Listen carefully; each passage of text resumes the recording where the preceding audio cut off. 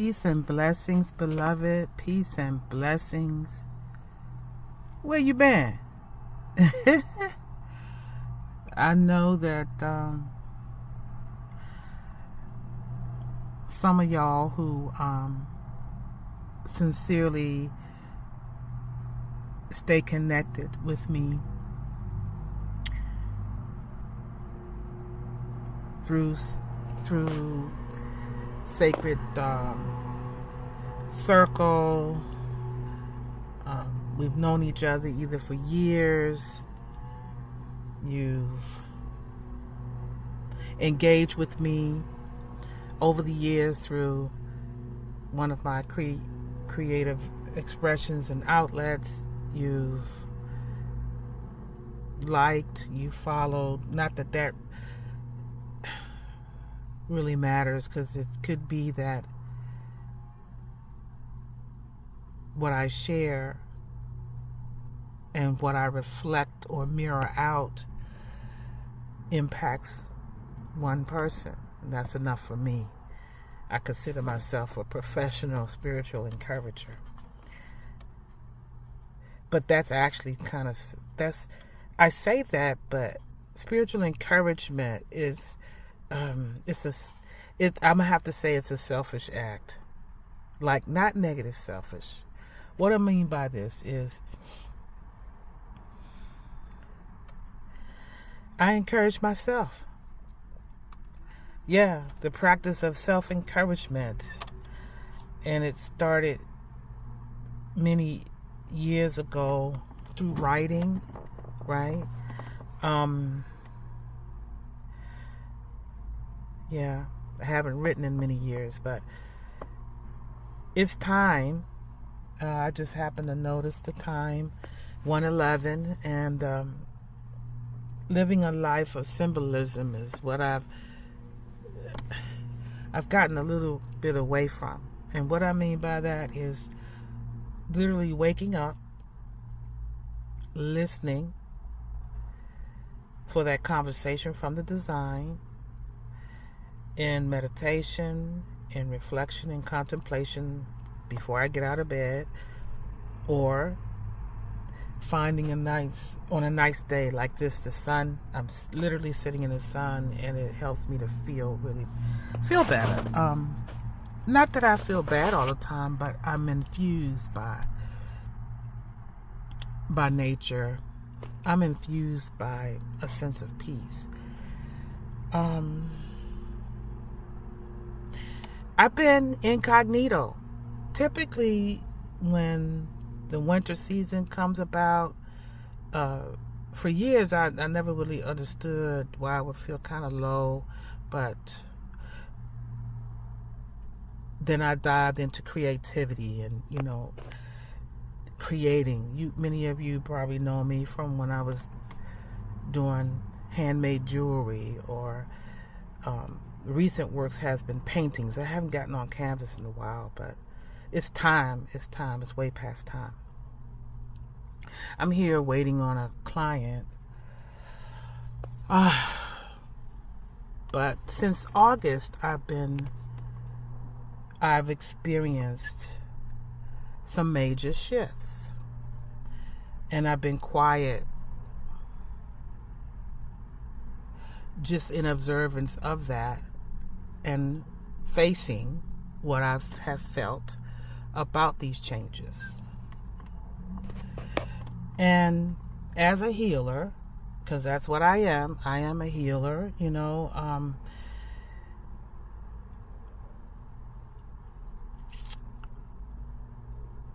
as healers, what we do,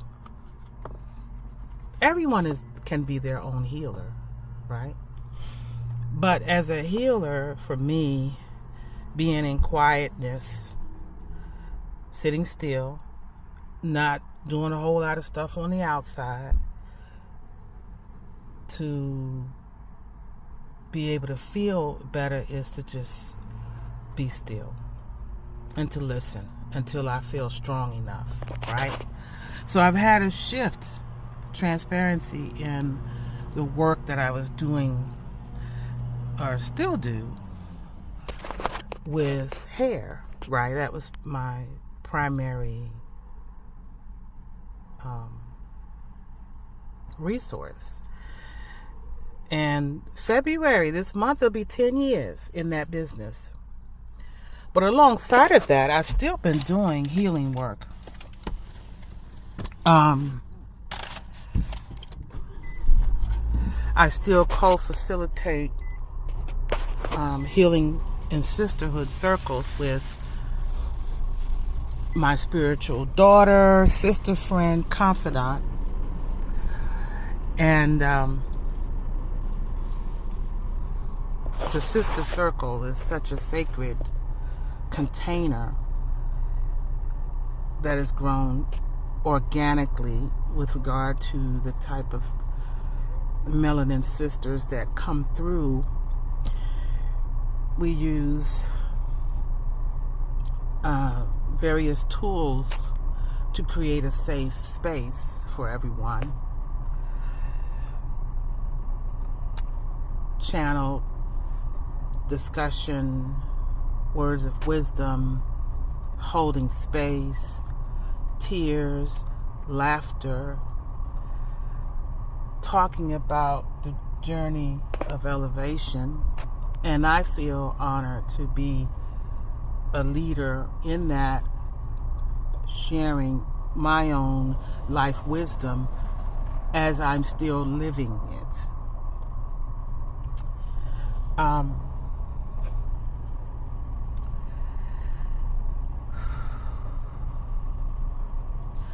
So in observation of this major shift that I've experienced, which impact my day-to-day living with regard to providing for myself.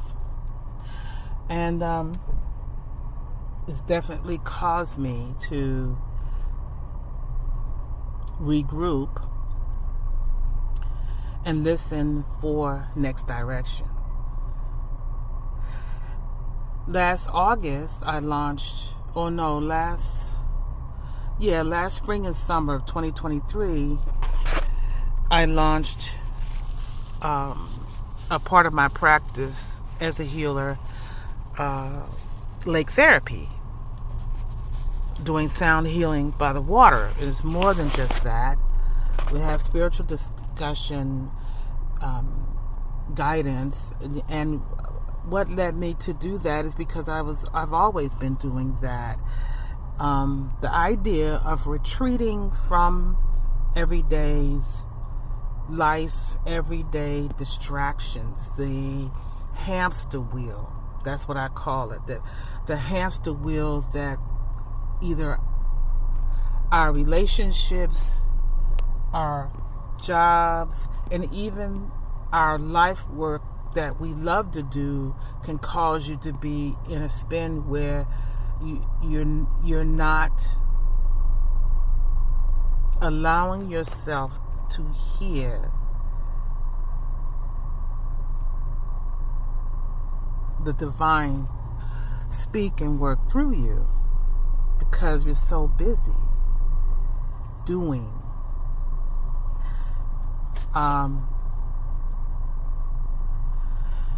There will be some that see this and will know exactly what I'm speaking about. So, the power of visioning, I have been blessed immensely with the gift of that, being given a vision for next steps, and which has afforded me the ability to have, I think, I've had 4 careers now. Coming from corporate America, I felt the call to be in a work that helps others, which helped me to, by listening to the vision and the call, to move into the arena of massage therapy. But that was just a foundational step. From that is where I received my full awakening as a healer, as a woman of wisdom. I'm also a mother. I have two beautiful butterfly daughters who I pray that the way that I move as a melanin woman in this dimension, I pray that I leave to them what it looks like for discernment and listening to that inner guidance, that inner GPS that we're encoded with, that is a constant connection to the divine. I pray that I leave wisdom or demonstration of what it's like to walk in the spirit, wisdom and discernment. And that is sharpened through our experiences and our trials and challenges. Yes, I signed up to be their mother. So those periods are memories. But beyond that, I pray that they've gotten to know me beyond just the one that, said yes to be their mother, right? And so yeah, I've been quiet. Of course, now that I'm recording, we got yard work going on, so just ignore that. I hope that you can hear me. I'll just speak louder. But I was just touching base because I haven't tuned in for a while, because I've been, I want to say, in a new cocoon mode. Business was thriving, and then all of a sudden things changed. But it has caused me to reflect more on the work that I do as a healer and listening for next steps on how to be fully engaged in that way. I'm not clear yet, but I know I'm supposed to work with people at a next level under my business as Ask Mama Wanda. One of the things that I am blessed with is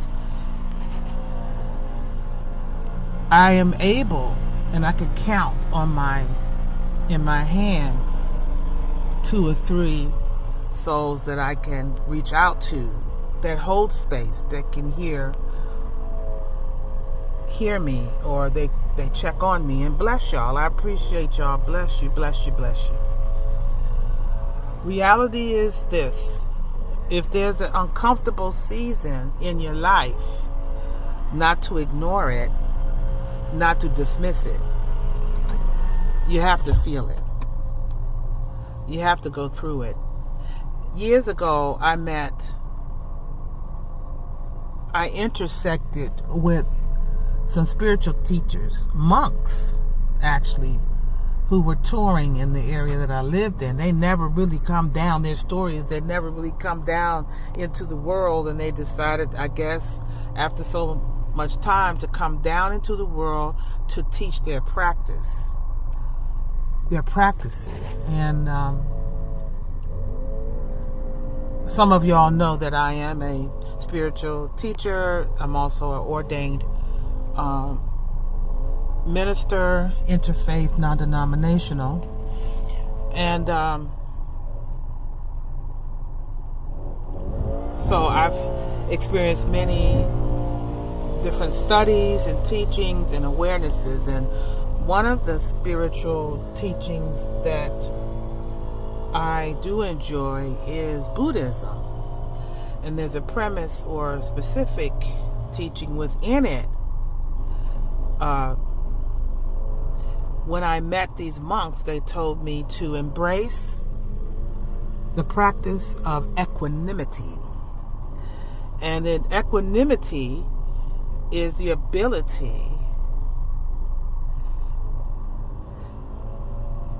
for you to stay in a neutral emotional state no matter what you're faced with. Doesn't mean that you don't care, you're not caring, no. Just that emotionally to be able to stay neutral no matter what shows up. And so I've been reminded to move back into that, go deeper in the practice of equanimity in this season that I'm in now. I'm in the in-between stage, listening for clarity. I am getting some flashes and ideas of what to do next.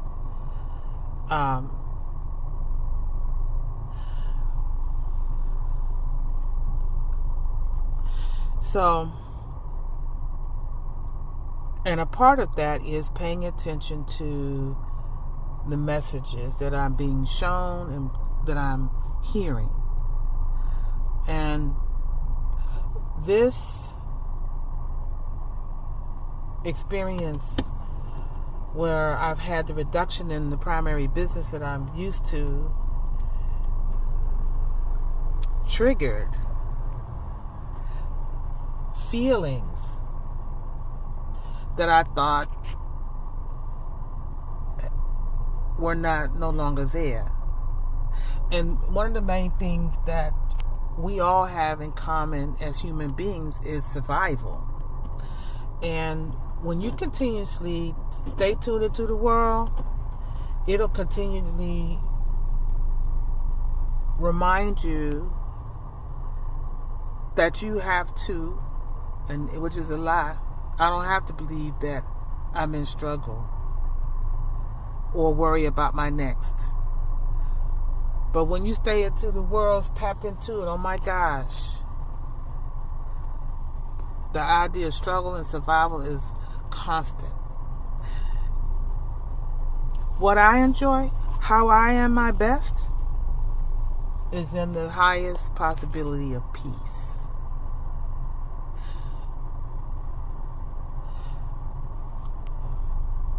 I love being in peace, no matter what shows up.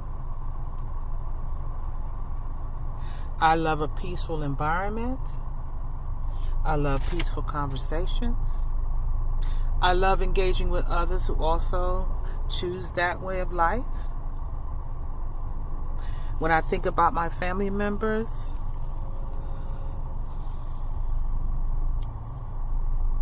moving forward, I'm going to continuously send energy of peace, send thoughts of peace, send prayers, affirming prayers, not fearful prayers. You know, a lot of times people say they're going to pray for you or that they're praying, but it's actually they're praying from the energy of fear. I mean, you can acknowledge that this experience feels uncomfortable, and you can acknowledge that you don't want to be in this feeling state. So you can acknowledge, you can see it for what it is, and do what's necessary through your breath work, through self-care, through turning everything off, tuning everything out, and move into a state of deep peace. That's what I am choosing. And I know some of you do as well. Some of you are like me. You're tired of, you no longer enjoy social media, the chaotic energy of just posting anything, of scrolling, posting any and everything. Yeah, you know, I guess each person can decide, what that means to them. But for me, like where I'm posting this video, I'm only going to post it on my YouTube. And I might post that link to my personal Facebook page. But I am anchoring myself in peace as the next transition or next step of what I'm supposed to be doing as a healer continue to unfold. But right now I'm in a space of self-care, and it's through anchoring in peace. It truly is.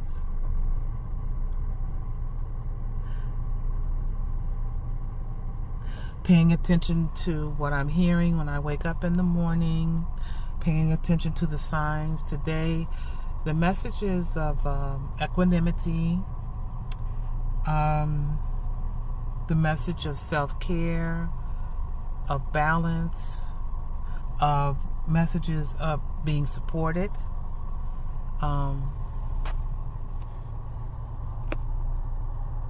showed up for me today. So, until next time, which I don't know what that will be, but I send my prayers to each and every one of you. And thank you for watching. Peace and blessings.